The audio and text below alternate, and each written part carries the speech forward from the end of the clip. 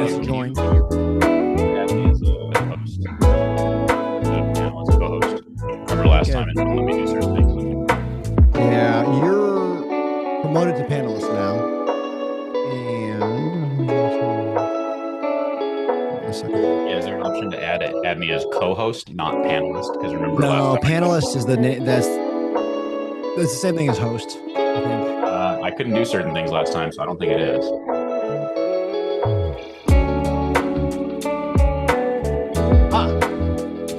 I can.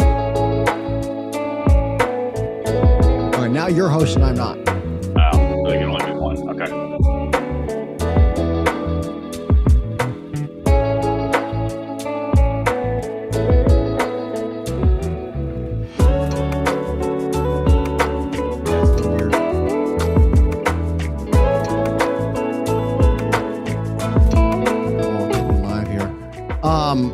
Not only that, but it wouldn't let me do multiple live at the same time. We'll need a different software. I figured. Yeah, that was a long shot, but well, no, but it wouldn't even do like Facebook and YouTube. It'll only do one live at the same time. Oh, okay. So it's defaulting to YouTube right now. For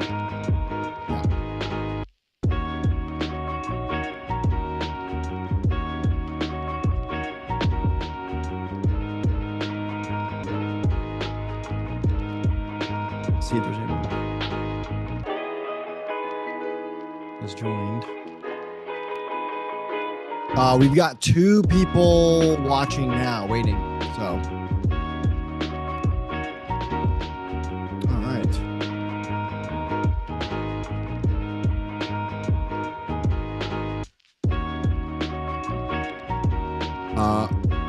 When we get to that, when you're done, it'll be like special announcement, and you can just pass it back over to me to share.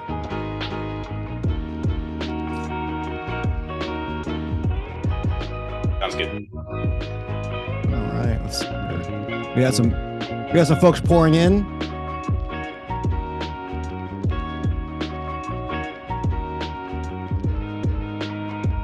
Welcome. Brian Myers here. Open the chat up.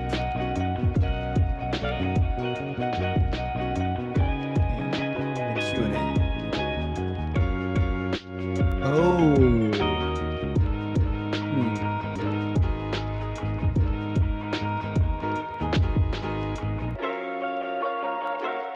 Hey, Dean, as for you being host, you might have to allow messages for everybody. Oh, you can take host back, or let me give you host back, because I think you got to go and click on me. There you go. Okay. All right. It is 0604. Oh, it is not 0604. It is 1804. We'll start in 1 minute. And everybody else can play catch up. So,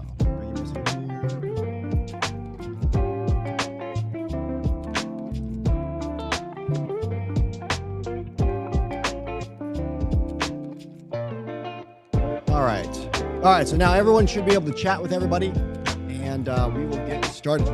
Can you guys still hear music or no? Yep. Okay, all right. Good deal. Wasn't sure if it was just localized to the one screen. All right, so we will go ahead and get started. I know we have folks joining us from YouTube, folks on Facebook, and folks in the actual webinar itself. So welcome. I'm going to go ahead and turn music off.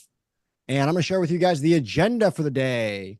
And feel free to chat with everybody. And then we also have questions and answers. If there is anybody that is chatting in the YouTube side, let me go take a peek. Anyone who chats in the YouTube side, we will also be checking there periodically. So if you have questions, you can answer. If you're on Zoom, via anywhere else, you guys feel free to join. And as we get started, we're just going to kind of share with everybody what the agenda is today. So we're going to start off with just a little, very brief touch on who Dean and I are and why you might want to listen or care. Then we're going to do a quick presentation about automate your people. And it's about getting the right people on the bus. and a really, really practical way to save lots of time. Then we're going to pass it over to Dean, who's going to talk about the AI side of things. Dean is co-founder of Flywheel Automation. And then we're going to have an epic event that we're going to be hinting about throughout there. We'll just say it's out of this world. Inside joke. It's going to be super lame until you guys actually see it. And also feel free to chat back and forth, ask questions. I know the last webinar we did, we had a lot of great questions, how things could be used, all that kind of stuff. And at the very end, we're going to give you guys the resources, the prompt guides, Q&A. We're scheduled for an hour, but we're going to kind of kick it off for there. Anything else, Dean, before we get started? Good to go. Right. Good deal. Here, and we'll just see here. Welcome. I don't know if anybody ever going to see that in the chat. If anybody has any questions, you can ask them in the Q&A function if you like. You can also ask them in the chat itself, and whoever is not presenting will actually show that. All right. Well, with that, we're going to go ahead and get started. I'm Hugh, and I'm the Venn diagram between lean, which is a business process, and real estate, which is my investing bucket. There's a whole bunch of stuff, process engineer, used to run a $52 million company. Long and short of it, don't worry about all this stuff. You can find that out later. I retired a millionaire in 15 months, and it's by it's using the tools, some of the tools that we're going to be sharing with you this evening. So I'm going to get right into that. But there's the vanity metrics, whatever, scaled from 0 to 48 million in 5 years, 15 months millionaire, 0 to 208 doors. And so we're going to break down what works and what doesn't work. And I also have an epic mustache. So Q&A around that, how it can fit into your business. Feel free to get specific. We're not hiding anything. Ask whatever questions you have as it can relate. All right, Dean, I'll pass it over to you. Thanks, buddy. Hey, everybody. Yep, I'm Dean. My background is computer, electrical, and flight test engineering in the Air Force. So I did 11 years active duty and separated 2 years ago. Reached financial freedom by the age of 33, primarily through real estate and business ownership. So I've had a lot of experience doing that, and also certified nerd side with my computer engineering. I have experience with AI and ML before ChatGPT became a thing, as well as I've been following that pretty closely since it's definitely something that I enjoy and have a lot of fun with nerding out on. So yeah, I've also built an entrepreneur community. We do entrepreneur retreats every year, a small, really tight cohort of folks who are all just working together to learn from each other and build that community and build each other up. So that's something that I'm really proud of, in addition to kind of the more profitable business endeavors and giving back in the form of kind of free information like this webinar, mentorship, and that sort of thing as well. So that's me in a nutshell. All right. So just starting out here, the first part is automate your people. So if you're, some viewers are coming from the lean side, some people are coming from the investing side, but really this is going to be coming from the business all around. So one of the things I'm known for is the lean hiring strategy, making it easy. That I did not create that, but we use it, and it is a standard for all of our companies. We own 12 companies personally, and they all have to have really good people. And so the gist of that is, how do you build a killer team without wasting time? So the introduction is for business owners who need top tier employees, which is probably everybody, without wasting months and months of time. We'll hire people. Bonus is people who've hired people and they later turn out to be terrible. You spent a ton of time, you're really behind, you hire the wrong person, they then don't jive well with your team, and then it's a vicious cycle. So that's kind of the gist of it, the pain points, and this will eliminate that this evening. 70% of a company is the culture, 30% is everything else. And so this is a really critical point. We're going to be talking later about, there's the lean tools, but then also there's the AI stuff. Dean's really going to hit on that 30%, but if you don't have the right people on the bus, they can absolutely tank your company. Right. We've all felt it, right? You're just like, oh, man, I just wish every time Becky's here, it's like no one gets along. So-and-so goes on vacation. Everything is awesome. So imagine if everybody is that. So again, there's the 30%. The 70% is the rest of my brand. Don't worry about that this evening. But today we're going to be talking about getting the right people on the bus. And that's this little slice is if you don't have the right people, then it doesn't matter how good your processes are, how good of AI, tools you have. If people don't follow the process, it's not going to be great. So traditional problem is basically they're slow, expensive, and full of fluff. The solution is basically a hiring process that cuts out all of your time, and your time is valuable. So this is going to be a reoccurring theme, and you're going to really see it when Dean gets into his presentation. But every owner, every business person out there has a dollar value attached to their time, right? So some things like 2 or 3 days ago, we were analyzing, should we buy something? And that thing is $1 million, and we're spending 10 hours to see that. Well, me and 2 or 3 other people in our company, we're the only people that can do that. So that's what we should be spending our time doing, which is the zone of genius, right? We probably shouldn't be spending ourselves, I definitely shouldn't be spending time doing payroll, right? Which is a $20 an hour task. You want to be spending your time doing, 10 hours divided by, $1 million, $100,000 tasks. So I should spend my time doing those tasks that only we can do. And hiring will be a big time suck with that. And so you're in that cycle. So hopefully this will do that. So the lean hiring strategy, again, I've kind of put together what we use. A lot of this comes from many companies throughout the world. So you're going to see me reference that. Core philosophy, this is J.L. Collins. He wrote the book Good to Great. Get the right people on the bus. Well, what type of people do you want on the bus? You're going to want critical thinkers and people who have an ownership mindset. It's very, very rare. And in fact, that's probably you watching this webinar, right? Because you're looking to grow yourself. You're looking to figure out critical thinking skills. So imagine if you're watching this, and it'll start to make sense, but you who are watching this are going to have probably been the type of person that's going to make it through these screening processes. And so, yeah, we'll go on that. So candidates are their own biggest customer. They are going from 0 to 1. I don't have a job to I have a job. They are the ones who win. I don't care how important your business is. They're the most critical component in that relationship. If they're not going to go the extra mile for themselves, they're not going to go the extra mile for you. Period, full stop, end of story. So we're going to have some examples of that. I'm going to give you guys that right now. There's 3 phases. Phase 1 is bald guy theory, which you're going to learn about that.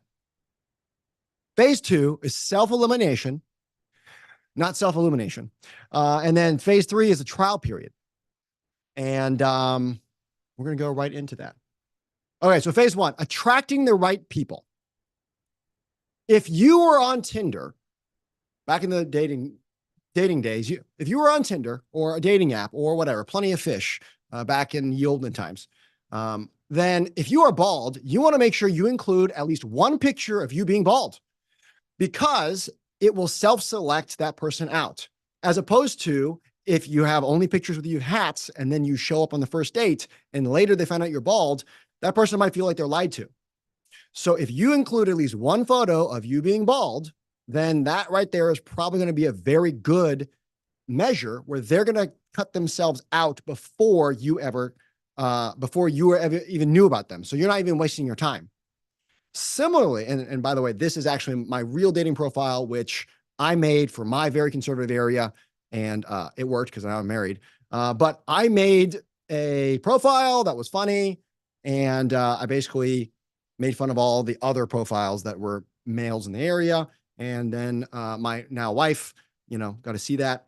And I selected for someone that's going to have a sense of humor, right? And be silly, right? These photos are silly, right? There's me, with a dog on a bulldozer or whatever. So for you, you're going to film a YouTube video and you're going to put that out there about your culture. And you're going to put your foot forward, right? Just like if you're bald, make sure you include a picture of you being bald. This is going to be your company culture. Imagine it's a dating profile. Here's how I want my culture to be, right? And I've got, my buddy Dave, he's a great example of this. So Dave, ex-military, ex-Marine, he wants a culture that is like bros at his company. So when he made his video, he's going to put that out. Set clear expectations, right? And then we're going to get this. So the bottom line here is reject 100% of the applications that don't include a video. So here are two videos. I'm going to drop the links later so we can watch them. But really, here is a video job description.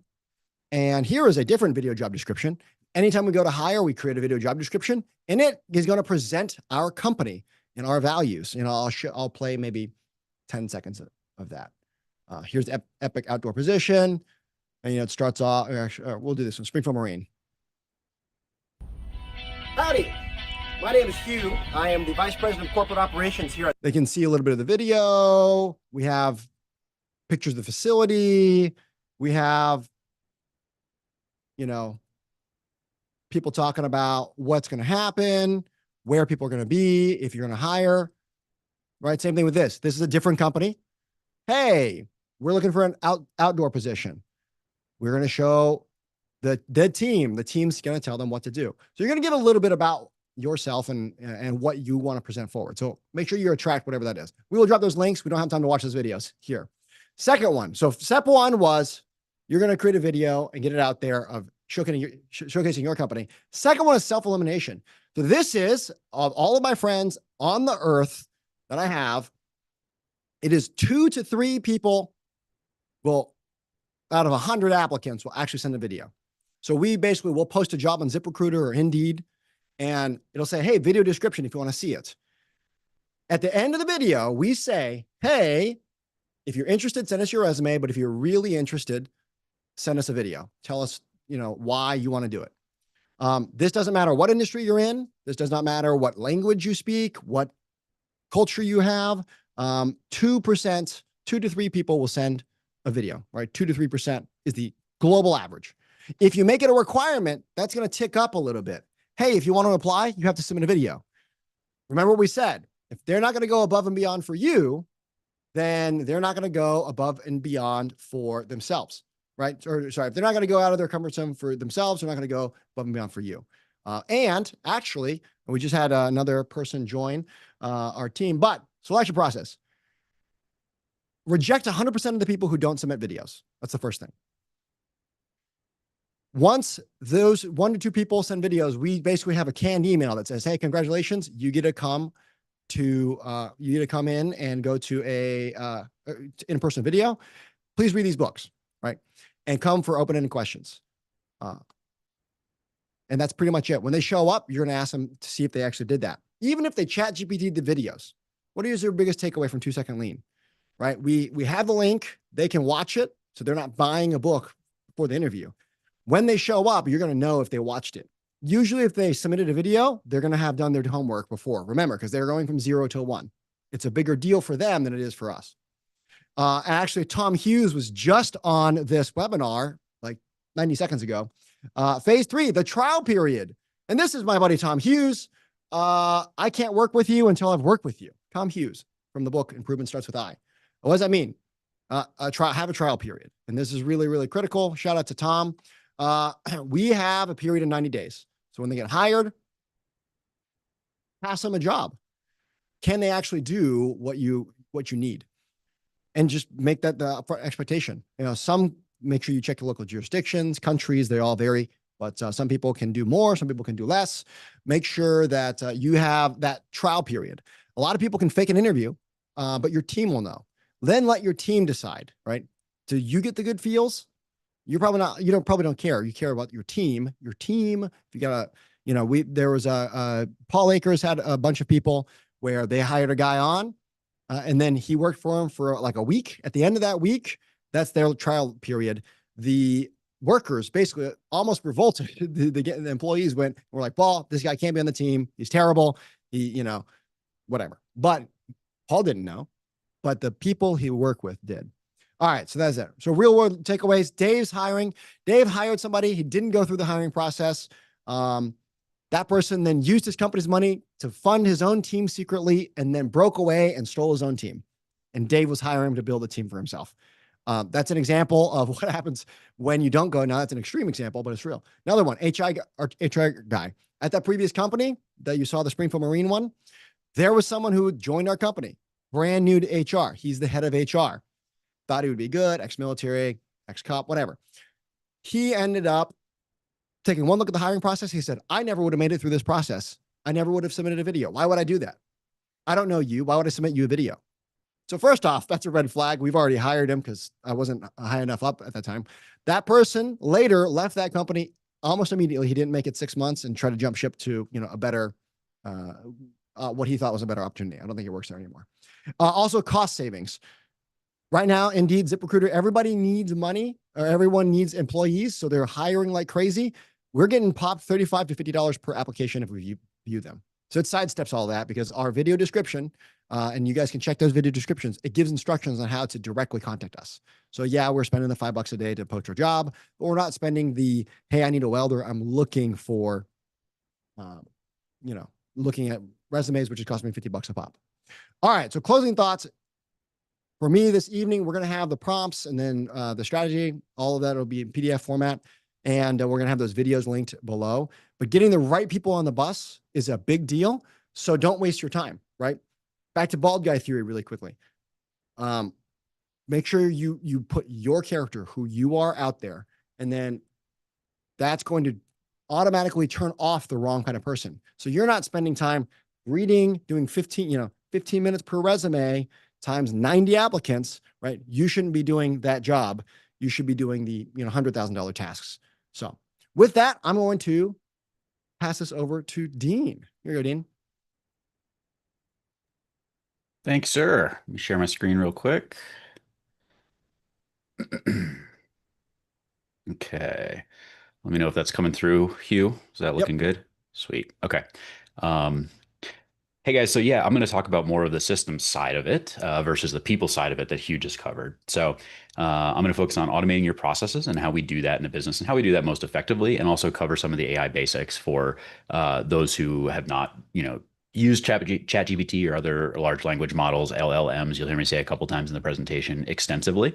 So there's some basics there. This is not meant to be a deep dive. We're going to cover a lot of stuff really fast, surface level. That's the type of thing that we could literally spend, hours, if not days, on each topic. So I'm going to try to just get the most information out there to benefit the most people and get you to, a working level. And that's the intent. So if you want something super technical, feel free to ask those questions at the end.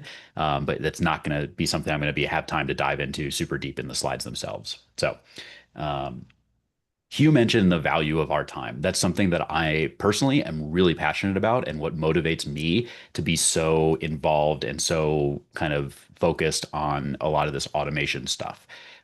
So to me, productivity is really about protecting that one thing that is our most valuable, because it's a non-renewable resource, and that's our time.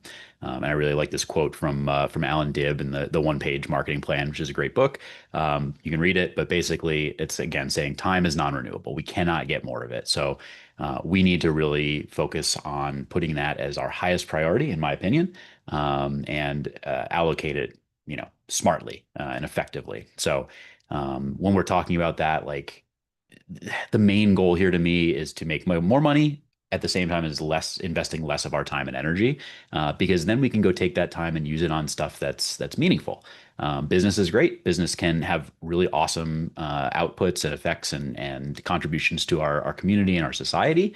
But I think, the kind of the 10 Regrets of the Dying book, if you ask somebody like that on their deathbed, what do they regret? It's not usually more spending more time in my business. It's usually I didn't spend enough time with my family, my friends, my kids, my dog, my hamster, whatever it was. So like, that's the stuff I want to enable you to make those decisions and free up your time. If you want to use it on that type of stuff, you can choose. So a little bit of the woo-woo side of it, but like, that's the type of stuff that really motivates me.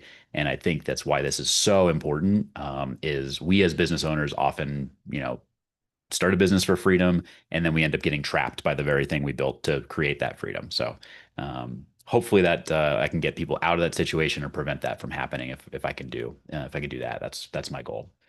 So a lot of people ask, is it worth it? Why should I spend the time, the money, the effort? It's not free to set up automations and to maintain them, either in the form of your time if you're doing it yourself, or if you're hiring somebody to do it. It's it does come with a cost.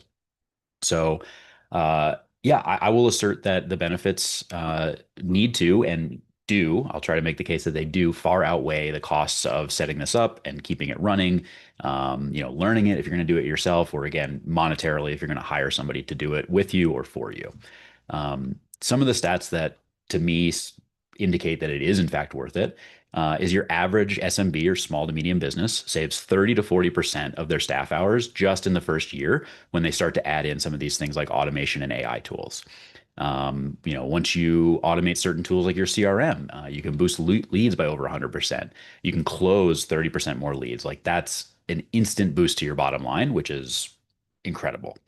91% of small businesses that implement this stuff say they can tie it directly to a revenue boost. And your average founder will spend 16 hours per week on repetitive admin tasks that if we can free up even half of that, 8 hours per week, working a 40-hour week, like that's almost a fourth of your time back. So, and the best aspect to me, 24/7 output, zero marginal cost. Yes, there is a cost to set up and maintain, but compared to your average customer success manager, admin assistant, back office person at 60 to 90K a year, these tools and automations will cost you a fraction of that and still be able to give you several times the level of output. Again, operating 24/7, they don't need to eat, sleep, take breaks. They don't file HR complaints yet. So, hopefully that's a pretty clear net positive. So what's going to be the difference between some of this terminology? I'm going to try to set a baseline for us.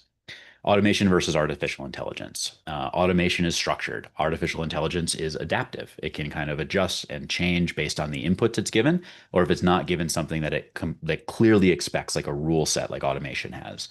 That being said, automation is deterministic versus artificial intelligence, again, is a little bit more dynamic in its responses.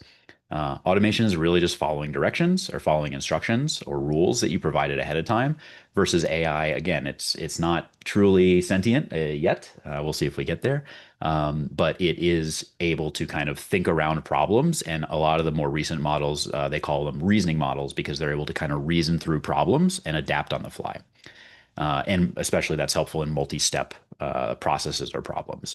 So yeah, supplied answers, automation, you're kind of just giving back an output based on a very specific input versus AI can kind of use some judgment. It can kind of make recommendations based on the body of knowledge that you have provided to it, whether that's kind of these LLMs that have been trained on most of the internet, which is a lot of information, or you can also train them more specifically on your particular business and have them be a little bit more focused and give answers based on like your business's FAQs, your knowledge base. And that sort of thing. And then workflows, as we get into the automation terminology, it's really just defining what a process looks like. So you have processes in your business, you take certain steps to go through that process, and you use certain tools along the way. You have certain inputs that you want to then go manipulate and turn into outputs. That's a process. Turning a process into execution stages in the form of an automation software like Make.com or Zapier, that's going to be a workflow. So those are the steps of a workflow: inputs, actions, actors, conditions, and outputs, and we'll get into those. My assertion is that these two slightly different things are most powerful when you use them together, and we'll see how that looks here a little bit later on.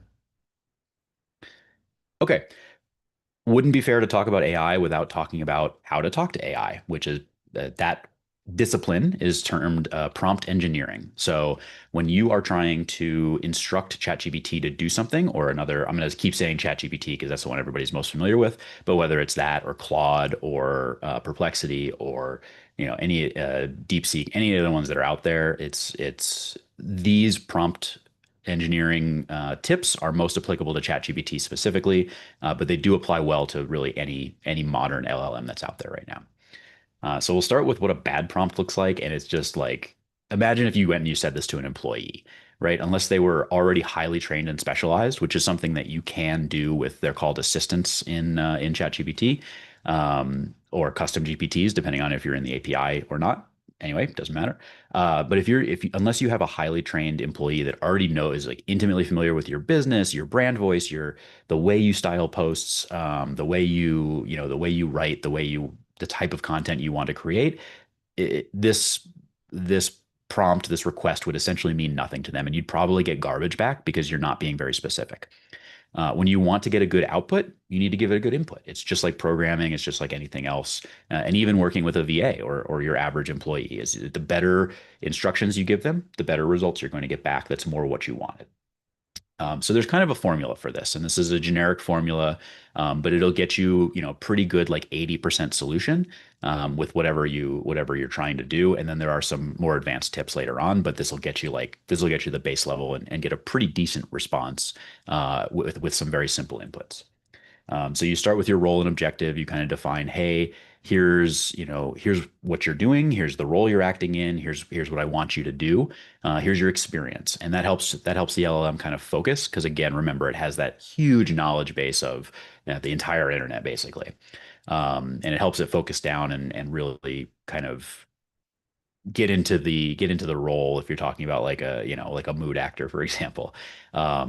And then you move on to the task at hand. So this can overlap a little bit with the objective, but it's basically exactly what do you want this thing to do based on your prompt. So create a marketing campaign, create an email campaign, stuff like that. The more details, the more information, specificity you can give it, again, the better. Most of my prompts are several paragraphs long. I spend good 5 to 10 minutes developing most of my like really robust prompts, right? If I'm asking you to do something simple and quick and basic, that's a sentence or two. But when I'm really trying to develop something that's going to have a high quality output for my business, or if I'm building an assistant, I will spend, at least a good 5 to 10 minutes crafting my prompt, and more if it's a really complicated assistant. The context. So again, who are we serving? Your business, what do you do? What's your brand? Who's your target customer avatar? What are you offering? Stuff like that. And then the format. So if you're trying to, again, create a specific output. So I want a tweet, right? So you have to limit it. I don't think they limit it anymore, but you used to have to limit it to 120 characters. I'm building a newsletter. I want it to be 3 paragraphs. Here's the content of the first paragraph. You guys get the idea. And then examples. So right here, this slide, I provided a bad prompt example and I provided a good prompt example. So in the red, in the quotes under formula, maybe I'd provided a post I sent out before that I really liked, that got good engagement. Maybe I'd send it an email, a couple of my emails that I've sent out previously to give it an idea of my brand voice, to kind of train it on that stuff. All these LLMs work a lot better if you give them, kind of 1 to 3 examples and good and bad. So that's always a helpful way to quickly enhance stuff just by copying and pasting some stuff you've done before. Prompt power up. So again, if you want to take this to the next level, clear and specific is always good advice. But again, taking it from a couple of sentences to a couple of paragraphs can really enhance the quality of what you're getting back. Context, tone, scope, depth, those are all things that, again, the more detail you get into with those, the better output you're going to have. Setting up guardrails. So limiting all LLMs suffer from hallucinations, which means they will just make stuff up sometimes, and they won't tell you when they're making stuff up. So that's something you have to be really, really careful of. You can reduce this by kind of setting up those guardrails in your prompt and saying things like, if you don't know the answer to this, like never make anything up. If you don't know the answer, say, I don't know, or ask me for more information, or only provide answers from the documents that I'm providing you, that sort of stuff. So you can kind of help it focus a little bit better and not lie to you or your customers. That 0-shot versus multi-shot prompting is what I talked about in the last slide, which is providing examples. If you provided no examples, that's 0-shot prompting, and that's not as good. Multi-shot prompting is providing some, 2-shot is providing 2 examples, 10-shot is providing 10 examples, and that's been shown to drastically increase the quality of your outputs for your prompts. Knowledge database, I talked about a little bit again. It's uploading your own information, your own knowledge documents in the form of like PDF, spreadsheets, whatever you want, FAQs from your business, your business website, anything that would be helpful as a reference document for it. Hey, Dean, I know it's not in the QA section yet, but we did get a clarifying question in our questions prompt. They're just saying, is it yes, no? The 0 prompt is the nail salon example versus you are a manager and you're trying to do this for the nails. So you're telling it what it is and then asking the question. Yeah, so the shots refer to examples. So if you give it an example of the output you want, that is a shot. So zero shot is you can have a great prompt, but not provide it any specific examples of like, hey, make it look like this Instagram caption that I posted last week. If it can be the best prompt in the world, but if you don't give it any examples, it's still zero shot. So a shot is just an actual quote example of how you want the format, the output format to look, and like maybe a previous output format that you've actually used before that you think is good. Yeah, good question. Sorry if I wasn't clear on that one. No, that's Um, Custom GPTs and assistants, I mentioned this before. It's kind of if you think about training a virtual assistant to be good at performing a specific task. So you spend a couple hours training this VA on your accounting system, right? Now they're really good at doing that accounting system. Whereas if you took your average generalist employee or um, generalist sorry, I'm reading the chat and I'll get you in just a second. Generalist VA off the street or employee that's like, knows how to use a computer, is good at using the Google Docs and stuff, but isn't familiar with your specific accounting software. They're not going to be as good as somebody you've trained specifically. So that's kind of what those are doing. And I'll show you an example of one of those in a little bit here. They're called custom GPTs or just GPTs in the like when you go to chatgpt.com in the GUI. If you go to the back end, the API, OpenAI API, which is platform.openai.com, that's what you need to use when you're integrating it into your automations. That then they're called assistants, but they're the same thing. And then the last bullet is just a little programming joke. It's basically saying like just iterate until you get it perfect. Just keep iterating. So you're never going to get it perfect or like even probably to the quality you want on the first prompt. Especially for more complex stuff, like even with these reasoning models, doing multiple iterations and kind of guiding it and tweaking it and updating it is just necessary, right? So again, you wouldn't expect like there's a reason we all did kind of first drafts in school. We were writing essays and stuff, and then refine it as we go. AI is the same way. It's just not going to get it the first time. Okay, Brian, folders on ChatGPT. Can you build the prompt into that folder? I'm not sure. Let's see. Example, you want it to craft social media ideas. Um, I'm not sure I'm 100% clear on what you mean build the prompt into that folder. I I think think it's like if you I say if you want to do this, hey, do this, and then it'll spit into a specific folder for you. So then you can just look at the folder. I think that's what he's getting at. okay.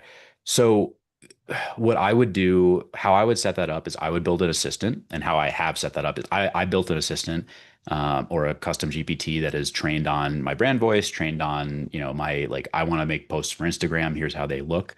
Um, and and then I will essentially call that assistant or use that assistant, and that will be its own chat, and you can put that chat in a folder if you want. And then that's how I use folders. They're really just an organization tool. So I hate to say like it depends, but use them however makes the most sense for you. But that's kind of how I would do it. I have like an Instagram bot that helps me write Instagram content. And when you use that, it creates a chat instance on the little sidebar, and you can put that chat inside of a folder that's called social media. And then inside, social media, you could have your Instagram bot, you could have your Facebook bot, you could have your LinkedIn bot. Okay, cool, good. Uh, all right. And So, also, Brian, he's gonna get into some cool examples of things we can do with folders and without here in a second.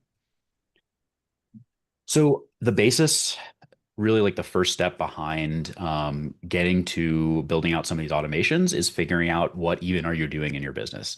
You'd be really surprised how many business owners, it lives in their head, it lives in their employees' heads. They could tell you, but they don't have it written down anywhere. So process mapping is just a strategy for kind of defining those workflows and getting it out of your brain and onto paper. And then that's much more easily translatable into an actual automation. So it's as simple as listing out the steps for that workflow. Eventually, you want to say like, what tools do you use? Again, do you have it in a Google Doc? Do you have it on QuickBooks if you're using your QuickBooks for your accounting software? And then connecting those steps, illustrating how they transfer between tools, between people, and between roles in your company, and what triggers that. And then, yeah, you're going to use documentation for like anything you want to do when you start to either delegate, automate, or I mean, you don't need it if you're going to eliminate it, but if you're going to hand this off to an employee, a VA, or if you're going to automate it yourself or have somebody else do that, it's going to need to be documented. That's great for training materials as well if you're onboarding new employees. So as you scale, as you start to get some of these tasks off of your own plate as the owner operator and onto employees' plates or getting it, into automations, documentation is key regardless of where it's going. And this is what these are called swim lane charts. This is what a simple swim lane looks like. And it just takes the process from start to finish. And there can be sometimes little loops in the center, which I'll talk about. And the lanes, which are on the left side here, are the roles. So you don't want to put people's names in there because people will change, come in and out of your company occasionally, but it's the role. So you have your techs, you have your sales team, you have your CRM team. So in this example, you start with your CRM team, and your CRM team receives a web lead from somewhere, Facebook ad, whatever. It then they do a little qualification on it, say, is this person a good fit is this lead a good fit for whatever product or service we're offering? Hopefully, you send out a message, the sales team will send out a message and get a call scheduled, and then they'll have a sales call with this person. If they buy whatever you're selling them, great. And you follow the yes, and it goes down to actually delivering the product or service. So, fulfillment, however that looks. And if they don't, maybe you put them into a re-engagement campaign and keep hitting them on an email drip until you keep trying to get a scheduled call. And then once you do, goes back to the sales call and they try to sell them again on the sales call. Very simple example, but that's the type of idea of how this would look when you're taking a process in your business and putting it down on paper. You could also, again, add in, like in these little containers, you could add in a sub, bullet or whatever that says what tool you're using. So for we receive our web lead in our CRM. Let's go high level, and then we, schedule our sales call for a Google Meet or whatever. And that'll just help you understand like what you need to be, which tools you need to be integrating together, and that'll inform how you do that in your automation. Okay, this is an eye chart. This is really important information. I'm not going to read through it. You guys can screenshot it, or I think we're going to send out the slides after. So you guys can look it over post the meeting. But super big picture, there's kind of three categories of automation. RPA, robotic process automation, which is literally just a rule set. So you're telling it like if, then, and do this, go there. If you receive this information, do that. Very rigid, very structured, does not deviate or adapt very well.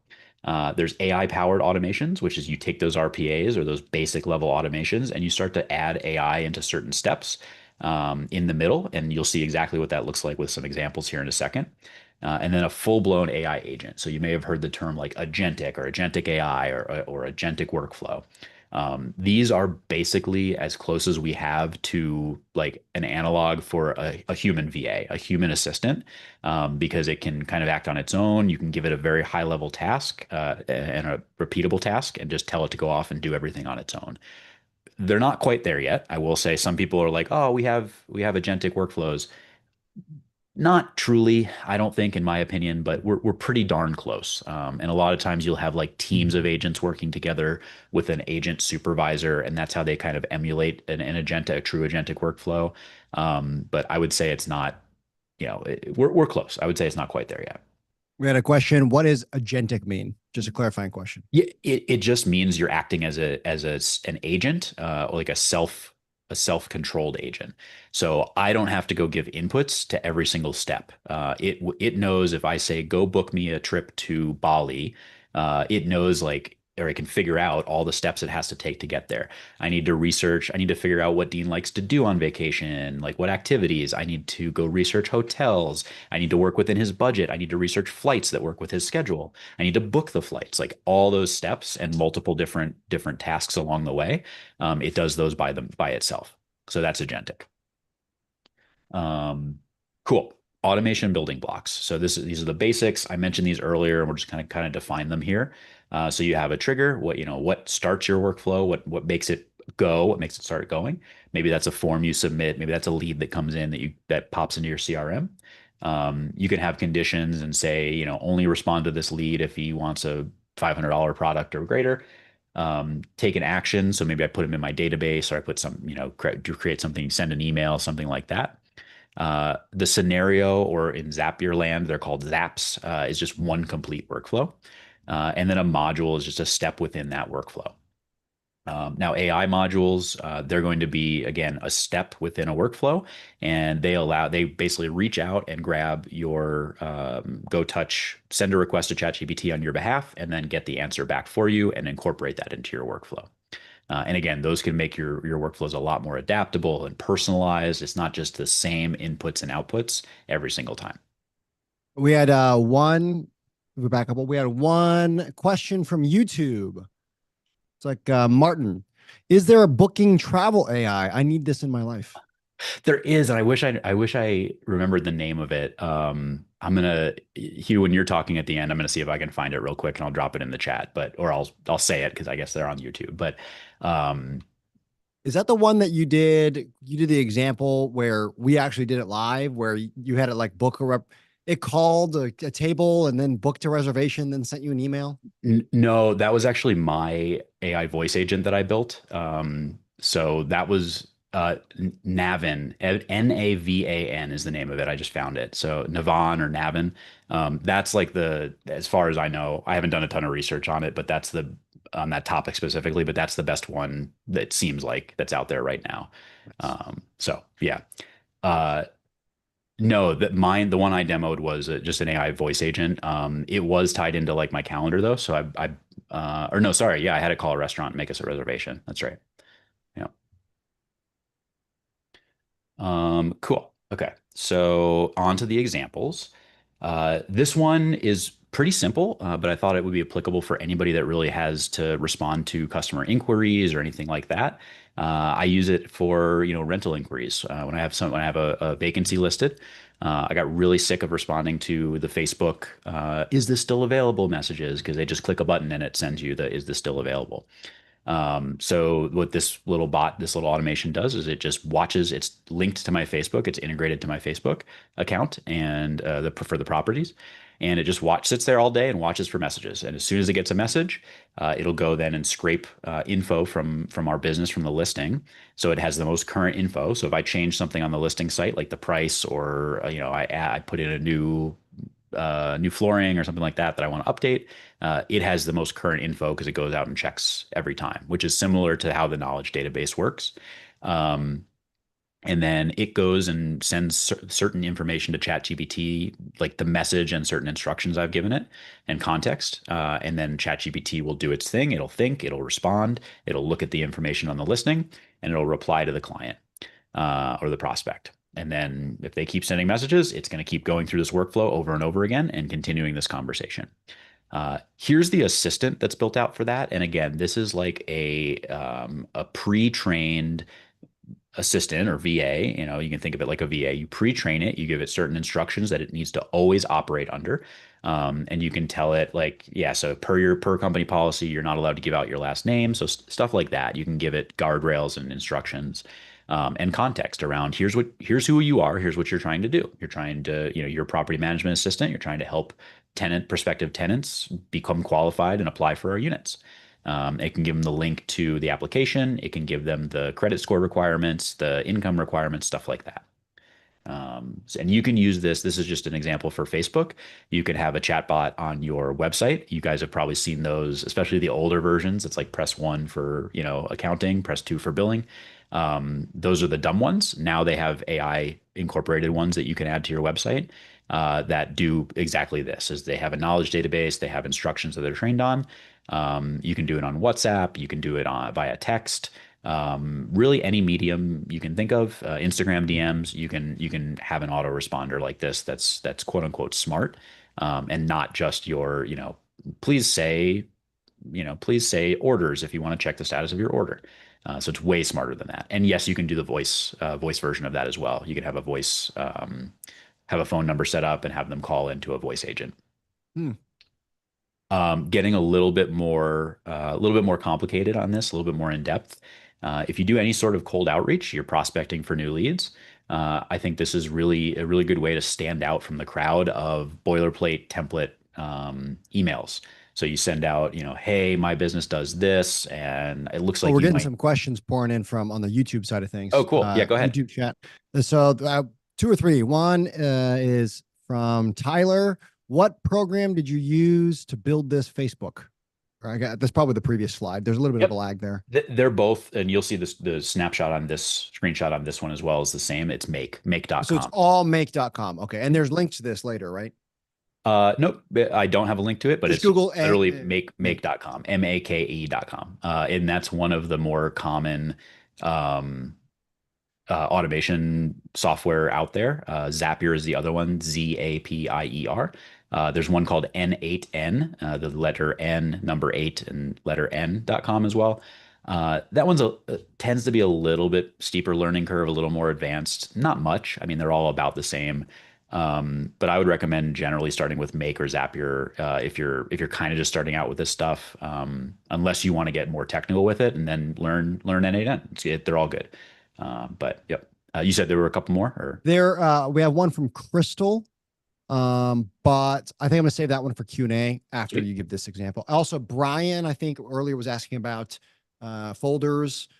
This might be an example, or at least something that he could look at. So, Brian, if you're still on here, looks like he is. So cool.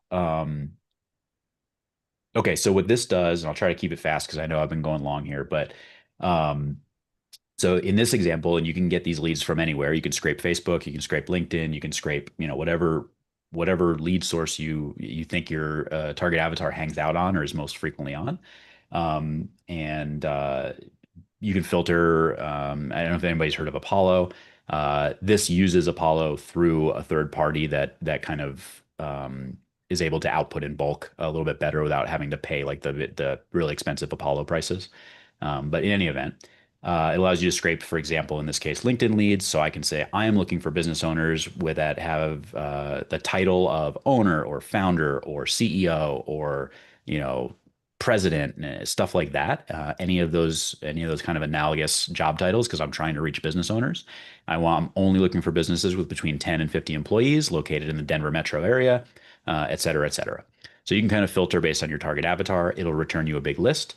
Don't worry too much about the JSON array iterator steps. All that is doing is kind of like taking the things in your list that you want to keep, discarding the rest, and then putting it in list form and stepping through that and repeating the last few steps over and over again for each lead or each item in your list. You then, again, feed instructions to ChatGPT with some of the info about these people. And when I say info about these people, it's not just name and email. Like on LinkedIn, for example, you can get some of their recent posts.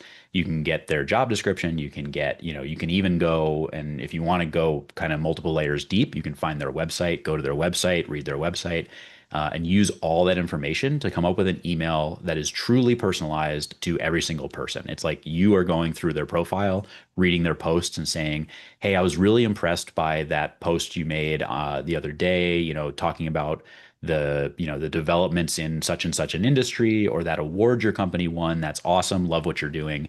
And it makes you stand out because it makes you look like you went and actually are looking into them and them specifically, and not just blasting out the same generic boilerplate email to 1,000 people.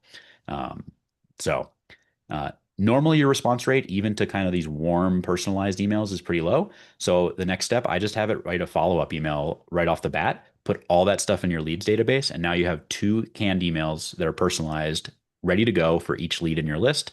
That you didn't have to do anything for, other than give it feed it a list of people, which you can also automate if you want, and then they're ready to send. You can also have it auto create the emails either in your Gmail or your mail server, or in your CRM. If you're using a CRM like Go High Level, you can just have it write the emails in there. You can even have it send them. I personally don't trust it that much. I like to review them myself before I hit send, but you can have them put it all in your drafts folder and they're all ready to go. And all you have to do is review and hit send. And this is kind of what that looks like after it populates some of that database. And what I found is when it was creating the emails, let's see an example. Yeah. I hope this email finds you thriving, right? So that nobody talks like that. So that was one of the guardrails I had to put up on my second iteration of this. This was one of the earlier runs, and say don't use corny, stupid sayings like this. And I gave it an example of what I didn't want it to do. Like I hope this email finds you thriving. Don't use cliche terms like all the best, you know, whatever, just to try to make it sound more organic and real as opposed to like ChatGPT or AI generated. Okay, so I like to be actionable. Here is what I would recommend to just get yourself started on some of this. You can start this today. You can start it over the weekend if you like to work on the weekend, or you can start it on Monday when you're starting fresh next week. Um, Pick a process that's repetitive. The simpler, the better to kind of get started with, so you can learn along the way. But do a swim lane diagram. Go back to that process map slide and create a process map for one of your tasks in your business. And then disposition the task. We didn't talk about this much, but there's kind of three options that you can do with these tasks once you've identified and documented them. The most obvious is just get rid of it. If it's not adding value, a lot of us would be surprised how many tasks in our businesses we have that are not, revenue generating. They're not really necessary. They're just doing them because they were habit or they used to be necessary, and now they're not anymore because things changed. So the easiest way is just get rid of it. Just stop doing it. Can't do that for a lot of stuff probably, but a few things you can probably just immediately save a ton of time by saying like, oh, I don't really need to do this anymore. Or, maybe I don't need to do this step, or maybe I don't need to do it the way I'm doing it. I can change it. Automation is great because, again, it's the cheapest, most efficient way to do a task. But some things still do require human interaction, or maybe it's go pick up my laundry, so it's actually physical in the physical world. So you need to delegate that instead of automating it. You still need a human in the loop. So those are kind of the steps, or the drop down I would take is, can I get rid of it? Can I automate it? Or do I have to have a human in the loop and give it to somebody else? We talked about RPA versus AI automations versus AI agents. Figure out which bucket that most appropriately falls in. Go back and refer to that big table to see. I had some recommended tasks, task types for which is best for each. The advantage to keeping it as simple as possible and just doing an RPA is it's way faster and it's way cheaper. So you don't want to be using an AI agent that's very expensive and takes a long time to return an output for your super simple menial tasks that don't require that, because that's wasteful.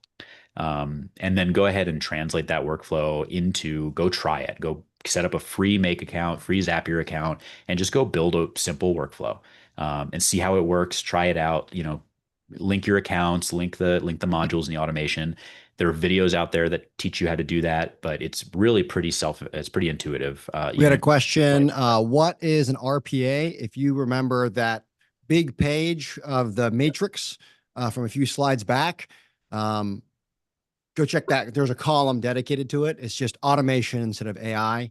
Yeah. And if you have questions, this is on our YouTube channel. This is recorded, so you guys can go review that. If you want to screenshot that later, if you didn't get the screenshot from before.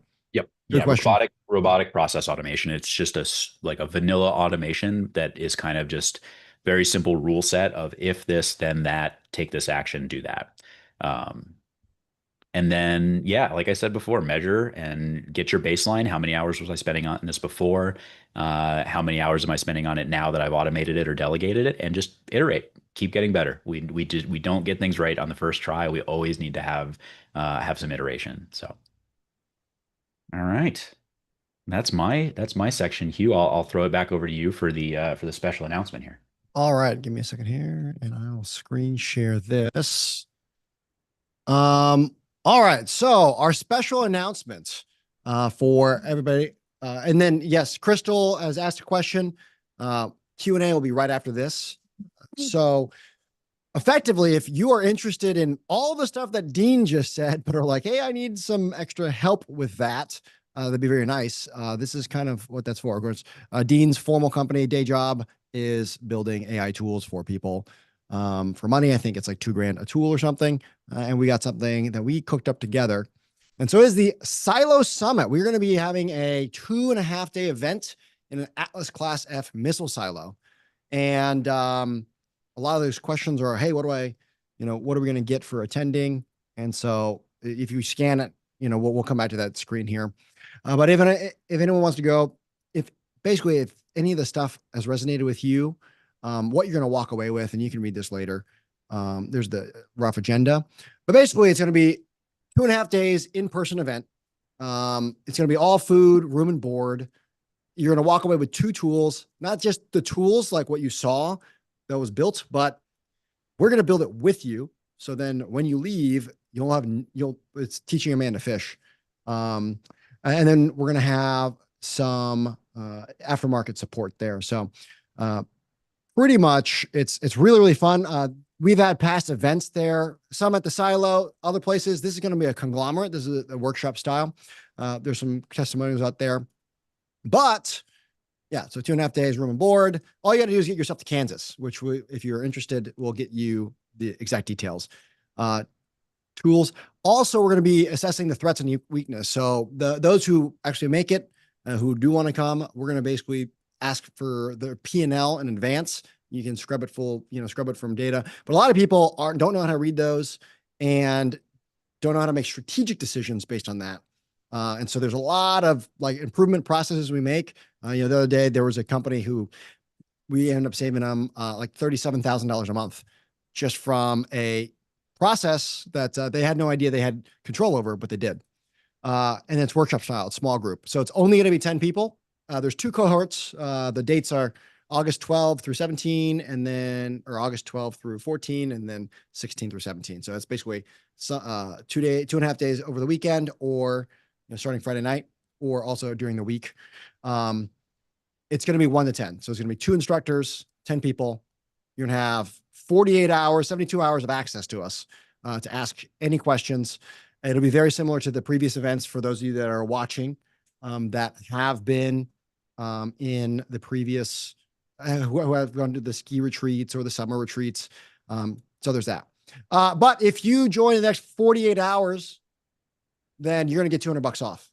Just use the code AI June 11. And so that'll be up here at the end. Anyone have questions over that?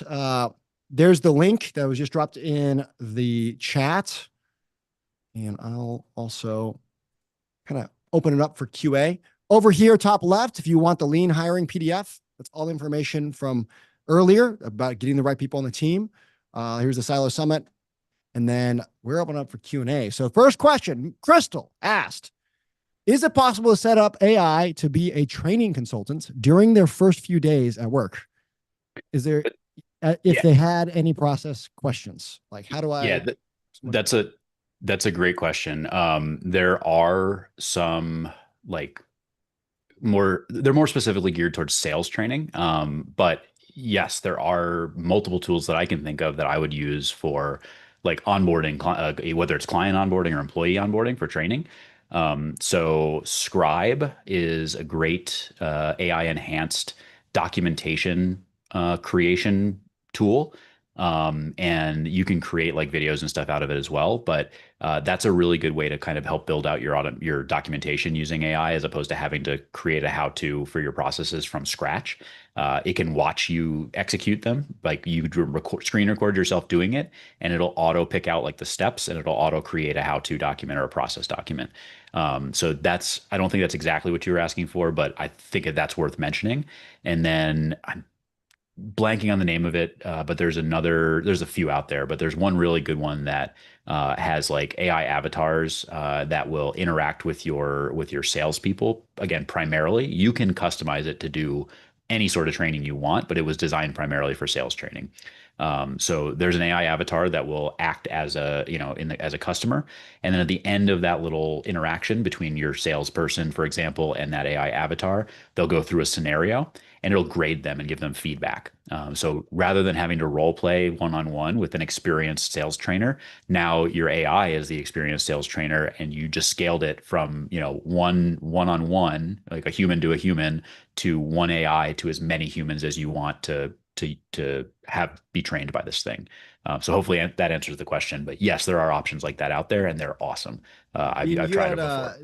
That Make could do that, right? That previously you had that screen prompt, you had like the file section, so you could have a file in the files. It could be, 100 SOPs, how to check in guest for hotel or whatever it is, and then you can have it reference that, right? When you say Make, did you mean like Notion? Maybe it was whatever the paragraph. The same thing that was in the Facebook chat. Okay. The very first example you gave, real world example. Oh, I got you. Yes. So kind of. That's yeah, I mean, you could build it like you could build that to do anything you want. You could even build your own little sales training bot through something like Make, but it's going to be pretty complex. That's why these people have these like custom built solutions that you pay, a monthly fee for or whatever. But yeah, sure. I mean, if you want to spend the time to build that out in Make, it'll be pretty complicated, but you can make it very custom to your needs. And then to your comment on the Facebook thing, like, yeah, you can create a little WhatsApp chat sales trainer that you can your employees or FAQ, right? If your employees, I know companies do this where they have their virtual customer service agents. Like the customer service agent is on a chat with you, and then they're also on a chat with an AI assistant. So if they have a question about something that the customer asks, like, how do I do this or where do I find this? If they don't know, they can very quickly just type it into the AI chat bot that has all the business information and the software information and can very quickly get an answer back as opposed to trying to like comb through a bunch of documents and try to find the answer if they're not sure. So that's really enhanced customer support roles. Even if you still have a human in the loop, it makes them a ton more effective. So that's another, yeah, I'm glad you said that. That's another great way to use it. We got a question from Facebook. It's like Tyler. No. Anyways, what are the dates again for the Silo Summit? Mhm. Uh, dates are to the bottom. August 12 through 14 and August 15 through 17. So that is basically it's the evening before. We start the evening before, meet and greet, dinner, and then it's 2 days intense. Then we've got a day to reset back up. And then again, it's the second cohort coming in. So it's the meet and greet, everything else. Good question. And I think there's another like Q&A on the silo. It looks like is like what are the days going to look like? Like what are we actually going to do? And that is on the site as well. But just for people who don't want to pull that up, I can kind of talk through it a little bit. So Sure. we are going to be doing like that threat assessment that Hugh talked about. Find out where the areas for the highest return areas for improvement in your business are going to be, and then we kind of jump into like picking those off one by one. So we're going to work with you one-on-one and do that process mapping. We're actually going to like sit down and do it together. If you have questions on it, as opposed to trying to do it by yourself. I'm going to give a much more in-depth crash course on like AI and prompt engineering and all the stuff we talked about in the presentation. But we're going to have a full day to do it as opposed to, 20 minutes here on the webinar. And then the next day is when we're going to start to actually implement some more of that stuff and build those custom automations and workflows again together in your own Make account so you can take them home and have access to them and use them. And oh yeah, and the business wealth blueprint that Hugh is going to help you is going to lead the charge on. That's just like I said, I like to have actionable items to move forward with. So that's going to be like looking forward, kind of a roadmap for you in what are my actions that I need to take, 30 days, 60 days, 90 days, 6 months down the road. Well, and for the business wealth blueprint side, the framework, a lot of companies are good. I'm a good baker, but I don't know how to run a bakery, right? So then let's say they use lean or something, and then they were like, oh, now I can run a bakery. That does not mean you are making a lot of money. So a lot of the business wealth part is the big one is so many companies, systems and processes, they may or may not be optimized. They often are, a lot of companies are a huge time suck, but also they're not making the business owner any more money. As an entrepreneur, that's why we got into this, right? We quit our job, working 40 hours a week for Jim, and we started our own company and we work 100 hours a week and we're not making any more money. So a lot of that P&L automations, looking at the profitability side, so many people just never thought to look. No, this isn't trained or taught in school. Most people are like, hey, I'm a good baker, I should start a bakery. And then they're struggling the whole time. And so this is basically bridging that gap and getting that over. So, any other questions out there? Facebook, YouTube, Zoom? I don't think so. I don't see any. Hey, that's great. Well, again, the next 40 hours. So basically, Friday night at 11:59 p.m. Central Time is when that QR code or the code up here is good for.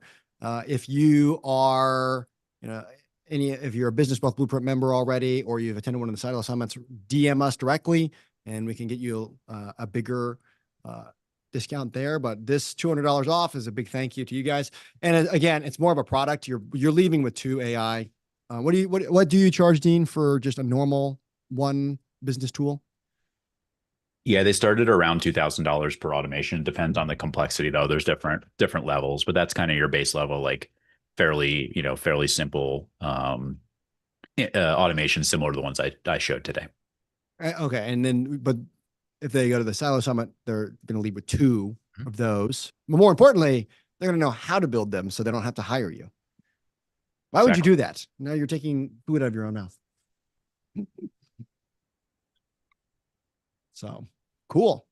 All right. Any other questions out there? All right. Nothing. Well, thanks everybody for joining, and feel free to reach out, DM. All of our profiles are here if you want to connect. My email is here. All my profiles are Hugh Carnahan. We have a Dean at flywheelautomation.ai and the Dean of Wealth. All right. Thanks, everybody. We'll see you guys.